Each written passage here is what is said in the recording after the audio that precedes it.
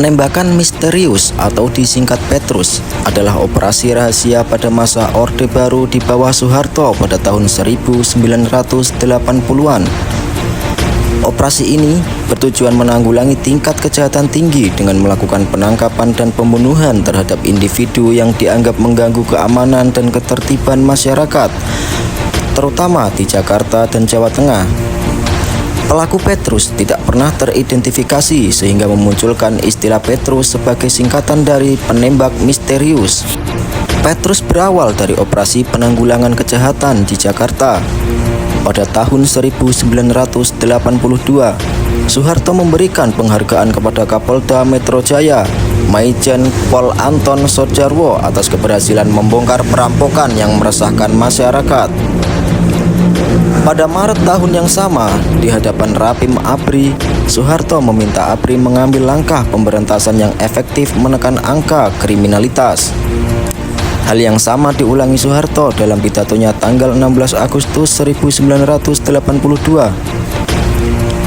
Permintaannya ini disambut oleh Pangop Kaptim Laksamana Sudomo dalam rapat koordinasi dengan Pangdam Jaya, Kapolri, Kapolda Metro Jaya, dan Wagub DKI Jakarta di Markas Kodam Metro Jaya tanggal 19 Januari 1983. Dalam rapat itu diputuskan untuk melakukan operasi celurit di Jakarta. Langkah ini kemudian diikuti oleh ABRI di masing-masing kota dan provinsi lainnya.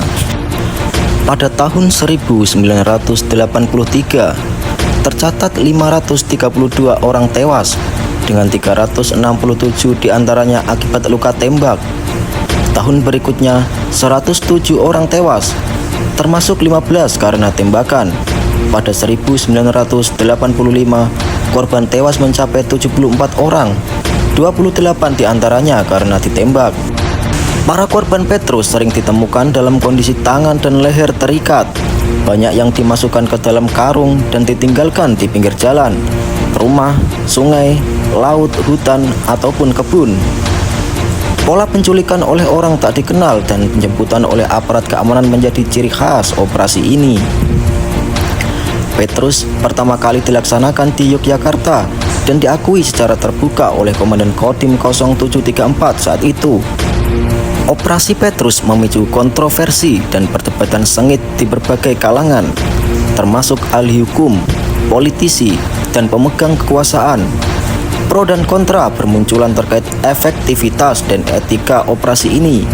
Bahkan, Amnesty International mengirimkan surat mempertanyakan kebijakan pemerintah Indonesia terkait Petrus. Banyak yang menyebut jika peristiwa ini termasuk dalam golongan kasus pelanggaran HAM karena telah mengadili seseorang tanpa melalui proses hukum. Pada awal 1980-an, telah banyak ditemukan warga Indonesia yang tewas, bahkan kian tahun terus meningkat. Panglima Angkatan Bersenjata Indonesia, Jenderal Leonardus Benjamin Murdani, mulanya menyalahkan kasus pembunuhan ini kepada geng. Berawal dari situ, tanpa diberitahukan kepada publik, penembakan misterius dilakukan untuk menekan angka kriminalitas. Operasi ini rencana akan dilakukan bulan Maret 1983 oleh Komandan Garnisun Yogyakarta, Letkol M. Hasbi. Namun, setelah berita ini tersebar, beberapa penjahat menyerahkan diri, beberapa ditembak, ada yang melarikan diri, dan yang lainnya berhenti melakukan kejahatan. Ternyata, peristiwa Petrus ini membuat angka kejahatan menurun secara signifikan, khususnya tahun 1983. Kejahatan kekerasan di Yogyakarta menurun dari 57 menjadi 20, dan Semarang menurun dari 78 menjadi 50.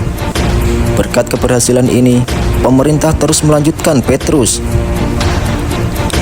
Intelijen polisi memberi Komandan Garnisun daftar orang-orang yang termasuk jadi tersangka kejahatan. Garnisun kemudian membuat daftar baru dan mengeluarkan ultimatum publik kepada semua galis atau preman untuk segera menyerah ke markas Garnisun tanpa perlu menyebutkan nama. Mereka yang merasa preman harus menandatangani pernyataan setuju menahan diri dari kegiatan kriminal. Jika tidak, mereka akan menghadapi tindakan tegas dari pihak berwajib. Akan tetapi, karena daftar tersebut penuh dengan misteri tanpa nama, warga mulai bertanya-tanya apakah mereka termasuk penjahat atau tidak. Rupanya, hal ini juga merupakan taktik pengawasan diri agar orang-orang sadar akan tindakan mereka dan berhati-hati dalam bertindak. Kendati taktik ini berhasil, Soeharto tetap tidak mengakui bahwa aksi pembunuhan dan fakta mengenai Petrus yang sudah terjadi itu dilakukan oleh militer. Bagi Soeharto, para pelaku kriminal yang melawan harus ditembak. Namun, setelah terjadi banyak silang pendapat serta mendapat tekanan dari internasional, operasi ini berakhir pada tahun 1985.